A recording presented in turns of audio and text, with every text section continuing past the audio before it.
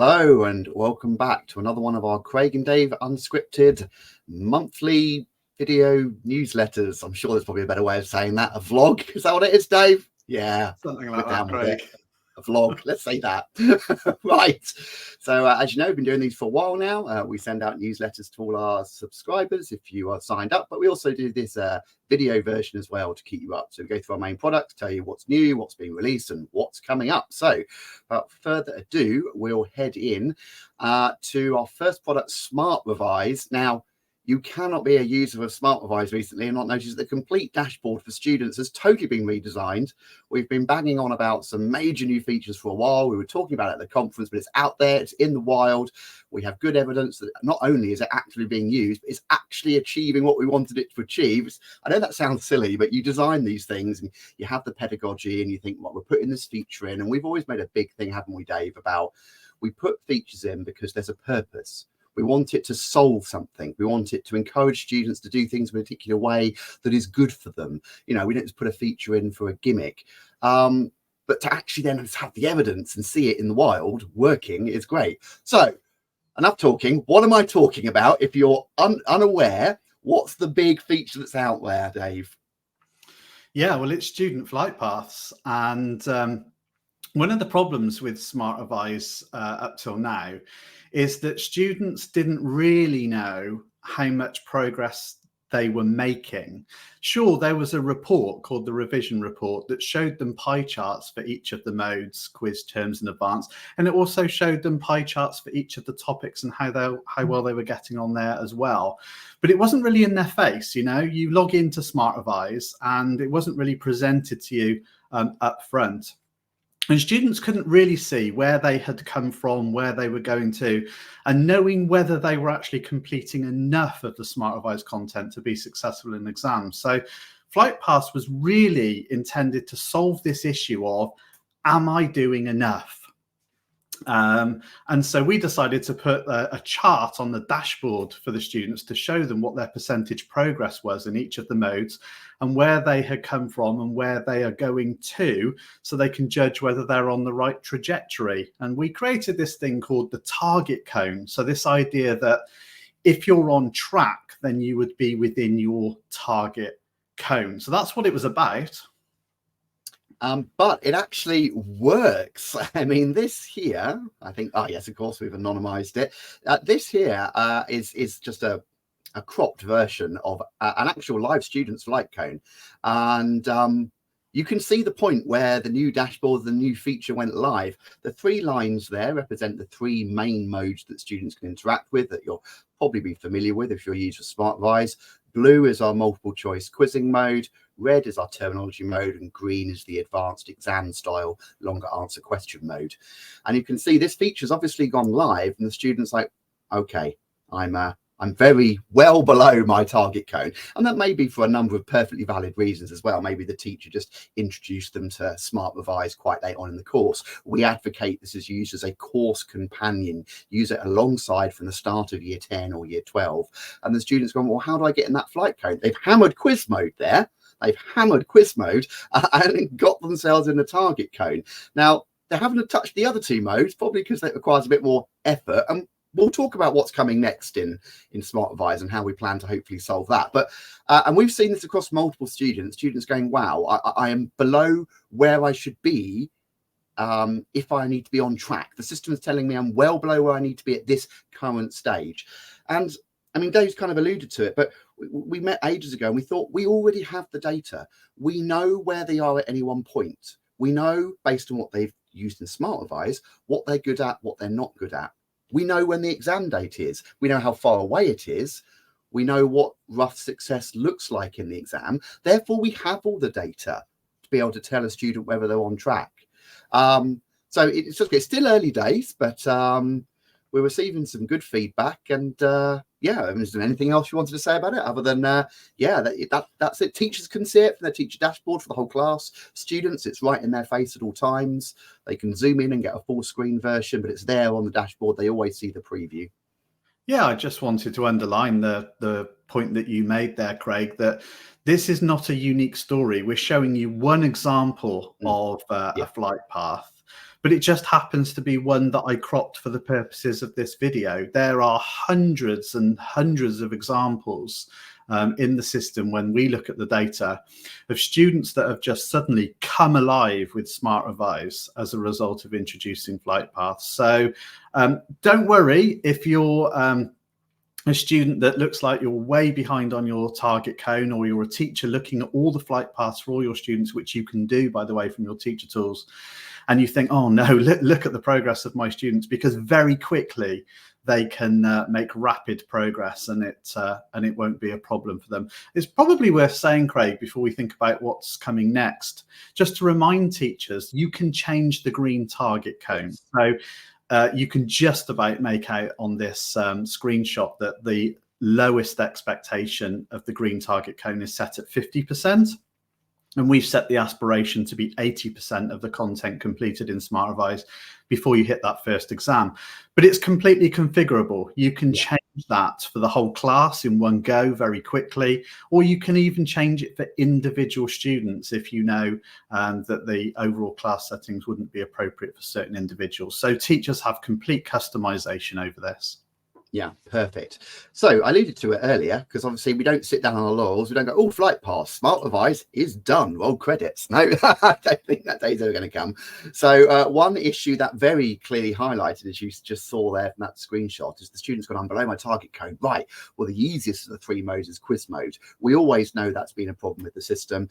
We've actually amplified the problem and owned up to it in the past, because quiz mode currently is the only version that has this kind of competitive leaderboard element. So not only is it the easiest for them to engage with, it's the one where they get to ranked on leaderboards, leading to them all to do quiz mode.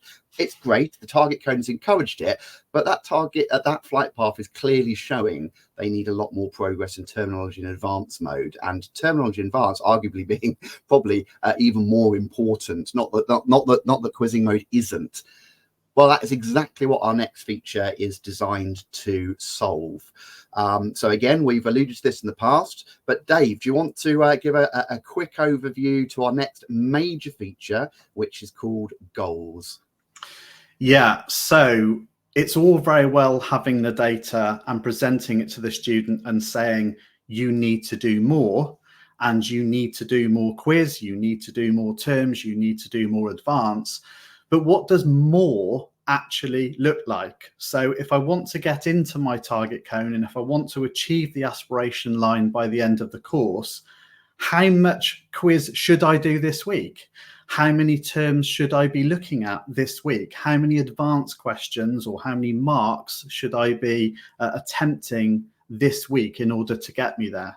So what goals will do is it will crunch all that data, and it will come up with a personalized weekly plan for each student to tell them exactly what they need to do to be on target. And better than that, it's adapting to the teacher. So if a teacher is setting lots of tasks that include lots of quiz, terms, and advanced questions, then the targets that the students get will be reduced as a result of that. If the teacher's not setting tasks and has just given Smart Revise to the students as an independent learning tool, then Smart Revise will take control, and it will say, okay, we need to do this, we need to do that, we need to do the other in order to get you on track. So it will literally step on and step off the accelerator depending on what the teacher is doing. And as always the case with Smart Revise, what the students get is a personalized target for them. And we've used that analogy quite a bit, having this idea of the Smart Revise being this lever that ramps up and takes more control if the teacher is sort of directing it less. And that's not because for any time we go, oh, well, that means you can be a lazy teacher and do nothing. No, that's not the case. We understand teachers aren't lazy, teachers are busy. Teachers are busy, overloaded and overworked. We appreciate that very much. So, you know, it's a case of, if you do have the luxury of being able to dedicate quite a bit of time to Smart Revise and looking at all the analytics and personalizing and setting tasks, we understand that no one understands your students better than you. We remember it from teaching, 30 plus years in comprehensive and grammar schools. And, you know, if you find that time, brilliant. But if there's always the way in teaching, it's sometimes you go, oh, you know, a month's gone by and I've not looked at my analytics, or I've not looked at it in a term. Totally reasonable and understandable. Smart Advice just starts to pick up and take that take that off you a little bit. So we've always had that philosophy of mind, supporting the teacher, because as I said, the two main focuses, I'm just going to bring up again, the two main aims of Smart Advice is to raise students' attainment, and the other one is to reduce teachers' workload. So they always go hand in hand. Healthy teachers means happy students. Right. Is there anything else? I was just going to say, good for parents as well, Craig, because sometimes parents are at a bit of a loss, particularly in year 10 and 11. You know, how can I help my student at home? But they're busy as well, you know, with their own commitments and work. That's true, isn't it? As teachers, we're very good at always banging on at parent information evenings. Oh, support your students, support your students, support your kids, you know, help them out. And that's great. It was years since I was at school. How do I do it? Well, the system will go, well, the system's saying, have you done that? I can see you haven't, because Smart Advice says you're only halfway through that goal and you haven't started that goal. It becomes very easy to support students. It does. It means teachers at Parents' Evening can just give the advice, use Smart Advice. And that means something, because when they log in, they will instantly be told what they need to do, which for most students is necessary. So there we go. It's probably worth a final thing saying, I know how frustrating it might be if you're a teacher out there thinking, I asked them for this feature ages and ages ago. They keep coming up with these great new ideas and they're all fantastic, but I just want this little quality of life thing. I mean, for example, if I've set a task that has just quiz questions or is just AI marked, can it please commit that to the mark book automatically for me? I've been asking for this for ages. When are we going to get it? So we are going to balance the new features against your requirements as well. Clearly, now that we've released Flight Paths, we do want to do the next step, which is goals, because really they're two sides of the same coin. But we haven't forgotten about the features that you've asked for. And those of you that came to our conference and, you know, took the time to engage with us on a one-to-one basis and tell us what your needs were and the things that you want, honestly, we have not forgotten those. I have them in my notebook. I look at them every single day, and every single day I think, yeah, we really need to do this. So it is on the plan, honestly. That's not to say, by the way, that over the last year we haven't rolled out about a couple of dozen quality of life and user direct improvements. So Dave's just made it sound there like we haven't done any yet and then they're building up. The thing is, they build up quicker than we have capacity for, but we do, as you said. I think we said it before, we meet every Monday and discuss them, and he's absolutely right. Okay, let's move on, because we spent 10 minutes on that, and we've got we promised to make these videos slightly shorter, but you and I do like to gas. So we do have a little update on some changes coming to the classroom resources, Dave. 12 markers for A-level OCR. Do you want to talk about that? Yeah, so every now and then people ask on the exam board Facebook groups if anybody has a resource or a worksheet or whatever it might be to support students in a particular way. We are active members of those groups. We are listening, we are looking, and we are reacting to what people want. So one of the questions that came up recently was, has anybody got a writing frame or some kind of framework to help students answer those 9 and 12 mark questions? Well, Craig's already got a whole video series on exam technique and answering questions that have got a larger mark tariff.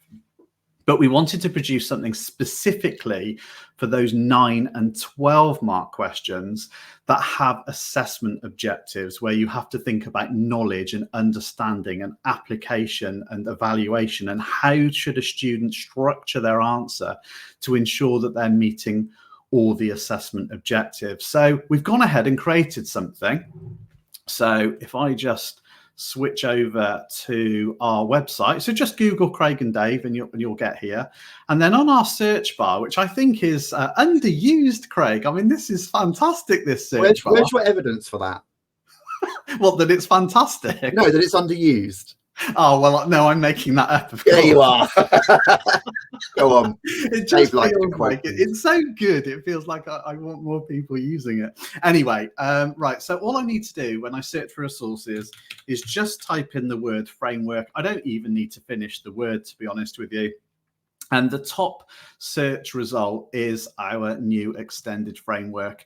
And students, it's free, so you can download this as well. And if I click the download button, I'll give you a quick overview of what's in here. It's probably a little bit difficult for you to see. Let me zoom in. So just a planning grid, but this isn't new.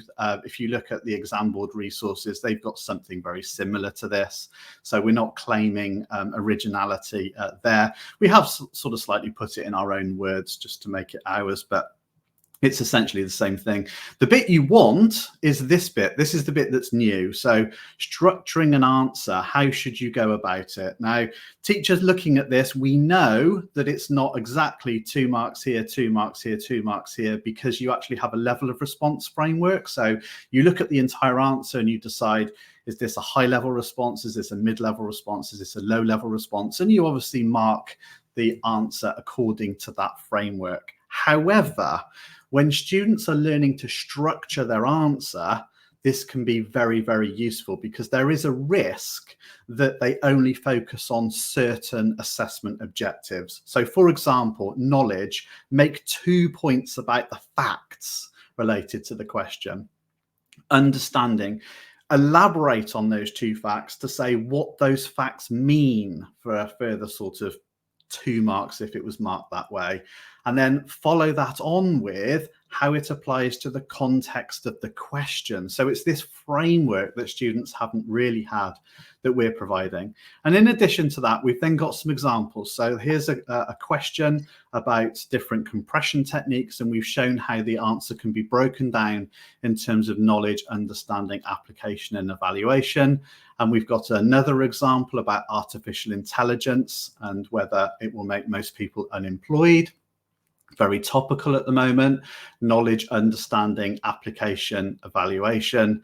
And then a third example about compilation that's much more fact-based, and how do you then apply this structure to a more factual, technical kind of question. So again, we've got an example of that, followed by some just general advice. So people often ask, can I write an answer in bullet points? Yes, as long as you're using full sentences, capital letters, full stops, you can use bullet points absolutely fine.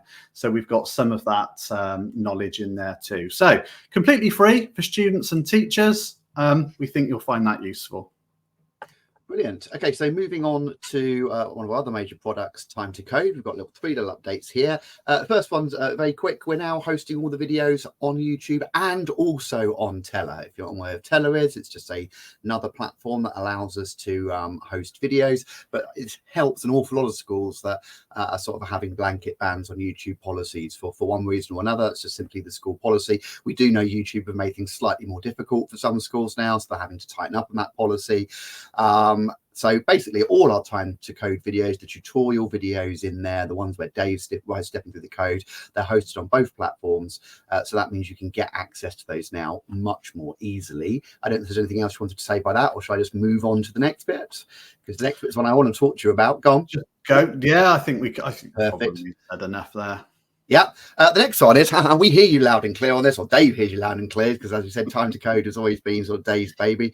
We get, why is it so hard? And Dave stubbornly puts his fist in the sand, and I stand by him waving the flag. Functions first, pedagogy, and all the stuff is correct. But we do hear you. That Dave has heard you. And in fact, we were only having a conversation just the other day. I'm sure he won't mind talking to us, Chris Sharples, if those of you know him. And he was saying, love your Time to Code, use it. Levels 1 to 3, though, for a third of the class at least, if not half the class, is just too hard.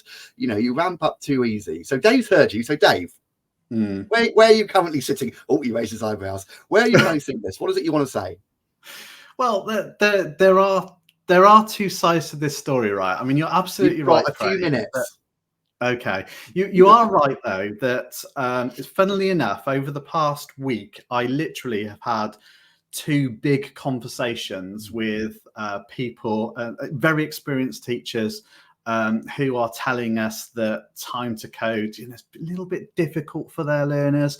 And we've also noticed people asking questions again on the exam board Facebook groups and saying, who's using time to code? What do you think of it? And thank you to the overwhelming response that came back from that question to say, we're using time to code. We love it. It's great. So thank you very much for all your support, because it is completely free.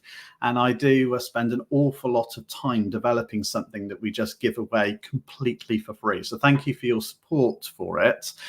However, it does need defending a little bit. Okay, so I don't want to get on my high horse, but I do want to address the issue head on, which is, why is it so difficult? Why do you do functions first? Why does your first program introduce subprograms? We always do that much later in our scheme of learning. So why are you doing this? It's too hard for students. The reason that we're doing it is because in the national curriculum, it says very clearly at Key Stage 3, and again, I appreciate you might not be able to read this very easily. Let me zoom in slightly. This is the national curriculum for England. And at Key Stage 3, it says design and develop modular programs that use procedures or functions. So they should already be using procedures and functions. It's not that it's functions first in time to code. They should already be doing it. And so all we're doing is continuing their learning journey. Now, if your students haven't had a lot of experience at that at Key Stage 3, then we appreciate why they might find that more challenging. But it is our responsibility not to just repeat previous learning, but to build on it. We have to build on it. That's the responsibility of a publisher like us. And it also says data structures, for example, lists, tables, or arrays. So this shouldn't be new. They should already be familiar with using lists in Python with subprograms. So I kind of make no apology, really. Those people that say time to code is too difficult because you introduced them to subprograms. Yes, because they should have already learned them. But we do appreciate that that's not necessarily the case for all learners. So we are going to, as we said in the previous episode, we are going to look at level 1 particularly and think about how we can ease that transition, and we will do that. But the other thing I wanted to just quickly highlight, and I'm going to do it through one of our programs, for example, in level 2 here, States of Water. All this program does is input a number and then output whether it's ice, water, or steam, essentially. That's all it does. It's a very, very simple program. And it's not too difficult for students. And the reason it's not too difficult for students is if I have a quick look at the code that we provide, you will see that I have already structured the subprogram part. So we're not expecting the students to do that bit. What we're expecting them to do is the bit in the middle here, which they will do. But because they can see the structure, they start to absorb it. They start to recognize and realize that programs can be written in this way. And the earlier you introduce this concept, the easier it will be for students. It's incredibly frustrating when teachers say to us, oh, we leave subprograms to the end because the students find that really hard. The reason they find it hard is because you left it to the end. Honestly, you just have to take my word for it. I've been doing this for years. I've been teaching programming for years. I have taught it the way other people teach it, which is subprograms towards the end, and it's not very successful because you end up in that situation where the students are not using subprograms. And then you also end up with that frustration of they don't get it, they're not using it, I can't teach it to them. Yeah, because you didn't introduce it early enough. Honestly, we've tried it all sorts of ways, and this is by far the best and easiest way. And then finally, because it does feel like I've got on my high horse a bit, not deliberately, I'm just trying to kind of explain the rationale. But finally, in the knowledge organizer part of this program, don't forget that we're providing a complete flowchart. So they only have to write the bit in the middle, as we've already said, and they only have to write this bit. It's not it's not that difficult, honestly. And then if they want more support from that as well, you then provide the Parsons solution, Parsons problem as well. So I did see someone the other day saying, oh, we'd like something with more scaffolding. I went, you haven't looked at time to code then, have you? Because we provide you with all the commands you need. We also provide you with some video help. We also then provide you with flowcharts if you want them. And finally, if you want, we give you all the correct code. You then just have to organize it. So there are those, and those 3 levels of support are there for every single problem in levels 1 through, what was it, 9, 10. So it's all there. So there's scaffolding built in. Right, can I move on, Dave? Go for it.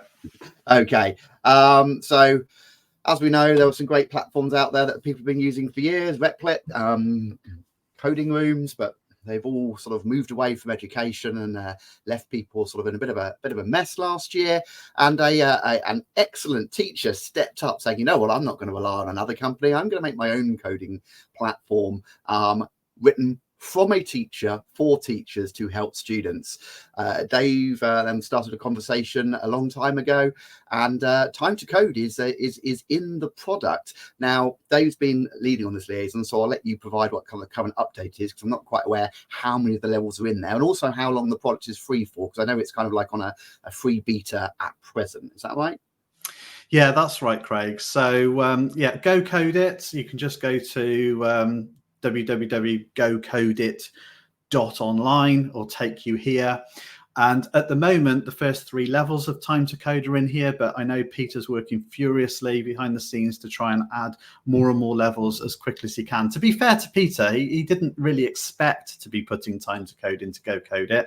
He's got his own sequence of lessons and challenges for students, but we wanted to give people a platform similar to Replit and coding rooms for Time to Code. So we just thought it made sense to try and twist Peter's arm to put it into GoCodeIt. But there is a little bit of confusion that I wanted to take the opportunity to address. And that is, if you click Start Coding, and then you go for Time to Code, for example, and you pick one of the levels, and you start going through the program. So although it's presented differently, it looks very familiar to those of you that have seen Time to Code. The students, when they write their code in this section over here, it won't be saved. That's because they haven't logged in. They've simply just gone to the site and they've used it as if it's the Time to Code site. And so there's clearly it's not going to save their work against their profile if they do that. So you need to definitely make sure that if you're using GoCodeIt in the classroom, that your students have logged in and that you've set them the assignment. So instead of them coming just to start coding and then going to the one that you want them to do, they need to do the assignment you've set them instead. And then, of course, it will save their progress and it will send their work to their teacher for marking and everything else you'd expect it to do. So that's one of the common little misconceptions there, that it might appear like it's not saving students' work, but that's because they're not attempting the assignment. They've gone through a different navigation route. And that's largely because, with Time to Code and GoCodeIt, we want the platform to be free, really. It's the additional features which essentially will become paid for, as Craig said. So we're in beta mode at the moment, so it's completely free to everybody to try all the features. But of course, hosting a platform like this and putting it server-side and expecting server-side processing does cost money. It's not free, and therefore it's only right that Peter gets his costs covered. So he wants to make it as affordable for schools as possible, but it can't be completely free because he has no backing. He's just a teacher, okay? And so it will have a cost from January onwards. I don't know what that is. And also it's worth saying, people that email us asking for support with GoCodeIt, it's not our product, okay? I am not able to help you with student logins and assignments that were set, and it is in beta mode, so maybe some of it doesn't work correctly yet, who knows? But we are not the support avenue for GoCodeIt, I'm afraid. You do need to talk to Peter directly, and you can do that by clicking the About tab and then Get in Touch, and there's a contact form there. So please don't address your questions to us. We can't answer them. Perfect. Right. So finally, we've done Smart Advice Classroom Resources Time to Code. It's on to the YouTube channel. So 2 little updates here, one from me and then one I'll pass over to Dave. So the AQA A-level remastered series, the final series, which was in our old format, it's completely done behind the scenes. All 1,500 plus PowerPoint slides have been available for teachers to download from the premium section of our resources website from before the start of the term, and the videos are being rolled out to YouTube. So playlist 1 is up, playlist 2 is going up this week, and we're going to keep those rolling out throughout the year. So they'll just literally appear on YouTube and also on our student site as well. Preferably, please, as we've been saying in the past, if you're using YouTube and you're using YouTube links, they're all going to break as I roll out the series, because you cannot replace a video. You have to, delete one and upload a new one. So please try and link to the static links on our student site. That's better. However, we also have our Lesson Hacker video series. That's the other Dave Morgan, who produces videos that we're told are not boring. Yeah, all right. Sorry. My videos are theory educational videos to get you through the exams. Dave is allowed to have fun. So yes, do you have a little update there about Dave Morgan's lesson hacker videos? I guess you do, as it's in the list. Just to tell people there are some videos, right? Okay. So there are one released every single week. So there's 4 a month, 41. Sometimes 5, depending on the number of weeks in the month. So here you can see we've got Arrested for Telegram, Consent or Pay, Are EULAs Enforceable, our online ticket sales a rip-off. So they're all topical. It's what's been in the news over the last couple of weeks, and we would just encourage you to use them. You don't have to use the actual video. The video is sort of stimulus material, and it's content for our YouTube channel, but you don't have to use the video. If you go to the video description, you will see that there are some questions against each video that you can use for class discussions. And so we would encourage you to have some conversations with students. Often these are about artificial intelligence or ethical, social and moral issues, and it's a good way to just engage with that topic that's less technical with your students. So those videos are available. Please do use them. I know Dave has a lot of fun creating them, but sometimes when you look at the viewing figures, you think that was a lot of effort for 200 people to watch it. Oh, don't say that. Take that last one, 643 views. Right, okay. And finally, that's really us done, but we do have one last question. So the new national curriculum, we have a new government. They've made it quite clear we're going to be having a new national curriculum. I mean, that kind of made sense anyway, probably regardless of a new government or not, because the existing one, 2012, I want to say. So that's already over a decade old. I think that's about right. Now, I should point out here, the new national curriculum, what would you like to see? We're not writing it. Yeah, tell us what you want and we'll put it in, okay? But we are curious, because obviously we are, creators of resources, and we've been having all sorts of discussions. What might be in, what might be out? I mean, yes, sure.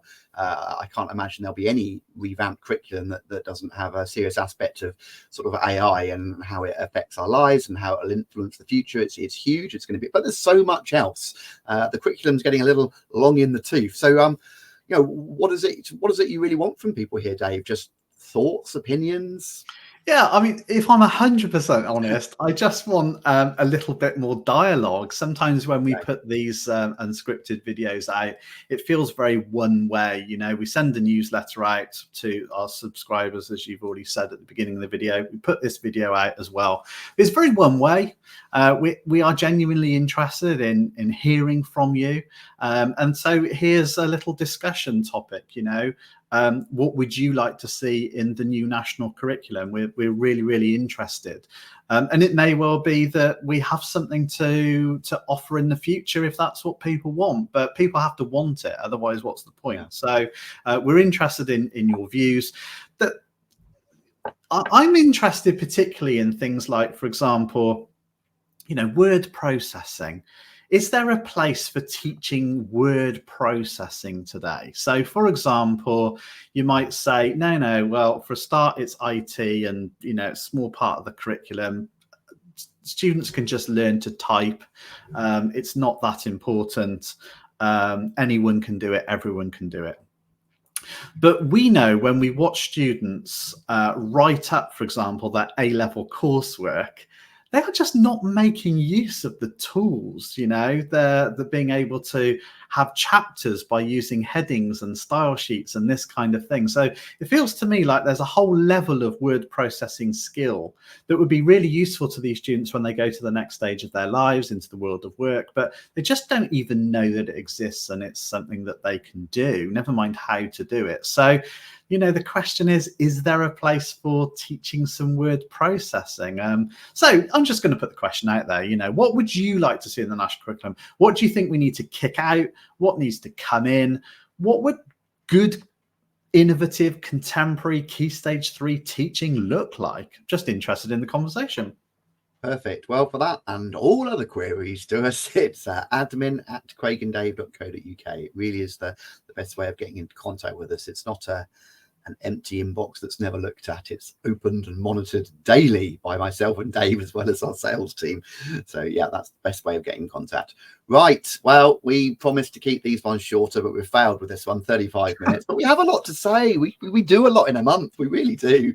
But look, new academic year in full swing. We're working hopefully as hard as you are as well, and we'll be back in another month with what we've managed to achieve in September. But for now, thank you everyone. Bye.